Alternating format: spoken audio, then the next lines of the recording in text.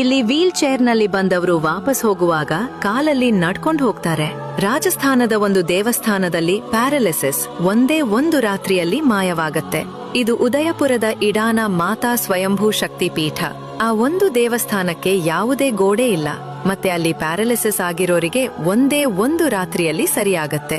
ಇಲ್ಲಿ ಪ್ಯಾರಲಿಸಿಸ್ ವಾಸಿಯಾಗೋದೇ ವಿಸ್ಮಯ ಅಲ್ಲ, ನಿಜವಾದ ರಹಸ್ಯ ಇರೋದು ದೇವಿಯ ಅಗ್ನಿಸ್ನಾನದಲ್ಲಿ. ತಿಂಗಳಲ್ಲಿ 3ರಿಂದ 4 ಸಲ ದೇವಿಯ ವಿಗ್ರಹ ತನ್ನಿಂದ ತಾನೇ ಬೆಂಕಿಯಿಂದ ಉರಿಯತ್ತೆ.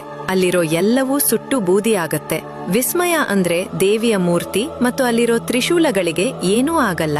ಜನರು ಇಲ್ಲಿ ಬರೀ ಪ್ಯಾರಲಿಸಿಸ್ ಅಷ್ಟೇ ಅಲ್ಲ, ಅವರ ಜೀವನದ ಪ್ರತಿ ಹಂತದಲ್ಲೂ ಬರುವ ಸಮಸ್ಯೆಯ ಪರಿಹಾರಕ್ಕಾಗಿ ಇಲ್ಲಿಗೆ ಬರುತ್ತಾರೆ. ದೇವಿಯ ಅಗ್ನಿ ಅವರ ಪಾಪವನ್ನ ಸುಟ್ಟು ಬೂದಿ ಮಾಡತ್ತೆ ಎಂಬ ನಂಬಿಕೆ.